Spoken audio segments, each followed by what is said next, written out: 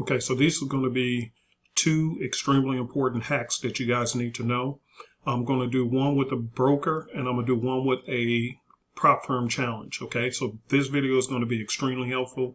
Make sure you listen all the way to the end. So number one, let's start with the funded account. All right, so here's the deal. Here's a funded account that I'm using right now. And as you can see, this is some of my trade history on this particular one. And I'm not recommending them. So don't say Uncle P recommended them. I'm not recommending them. I'm just showing you mine. Okay. So here's the point. That's great that I did all this stuff. But at the end of the day, when I'm actually trading and I got some trades, you know, if you have trades open, you're going to have some drawdown and stuff like that. Okay. But here's the point. The point is, this is one of them 200K accounts. And basically they'll let you know, very important. When you are trading, do not worry about how much you have in your account. It could be $200,000, $500,000 account. None of that even matters. The one number you want to pay attention to is this one right here.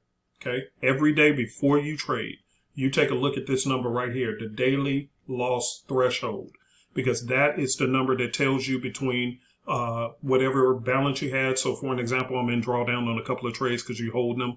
And when you're using larger lot sizes, you got to be comfortable with that you can go in the drawdown, especially if you have like 3 or 4 positions. They can be down like 3,000, 2,000, whatever. So, you know, that's not a big deal if you're using large accounts, such as a $200,000 account. That's nothing. Okay. That's like 1% drawdown.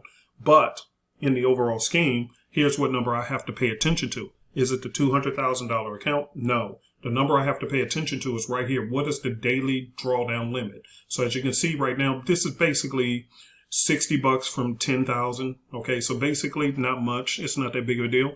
But if this thing goes down to 199K, now I've actually blown the account. You get what I'm saying? So how much room do I actually have? Looking at what I'm showing you, drawdown and all, what limit do I actually have on this account? Keep in mind it's a 200K, but realistically, what do I actually have? I'm actually trading with a 10K limit, because if this thing goes down by 10K and hits this, then I'm automatically out. Drawdown or not. Doesn't matter whether those trades are going to shoot to the moon later on. If this thing goes down to this number, this balance number goes down to this number, then I'm in trouble. Doesn't matter how much good I did on this account and all this stuff. It doesn't matter. Does not matter. So right before you trade, you guys, every single time, what you want to do is to use a glance at what is your daily threshold. And from there, whatever your current balance amount is to whatever that threshold is, that is the number you want to use as your in your mind to say, okay, hey, you know what? Now that I'm about to take some trades, I can't go past this limit. It's not 200,000. It's not 500,000. It's this number. So for me, from the trades until it hits this, I only have 10K that I'm actually of room to play with on my daily drawdown. You get what I'm saying? Does that make sense? All right, now let's get to something else.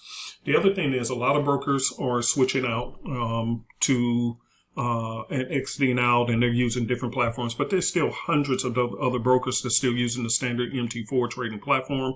No, we do not make broker recommendations, but here's a little hack. Some of them will be outside of the U.S., and I'm not recommending this broker either. This was because I actually don't have an account with them.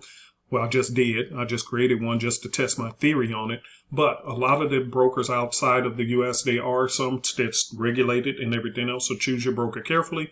Do your own homework, Google them, research them, whatever. But here's the point. If you are in the U.S., what happens is a lot of them say, hey, we don't take clients in the U.S., but you say, I like your brokerage. Okay, so here's a hack. If you have a VPN, a virtual private network, which means it's masking your location, simply switch the location over to a different country, which I did Germany on this one. I tried to do it with my US VPN, and it didn't work. It said, hey, we don't take customers from that country. I went into my VPN, switched it over to the network over to Germany, Frankfurt, Germany, and I was able to open an account with no problem at all. Okay, so that is just a little quick hack if you want to use a broker outside of the U.S. that gives you a little more leverage and room and comfort, but you're being blocked because of your IP address is showing that you're here in the U.S. I'm not telling you what to do. This is just something I found. Do your own due diligence.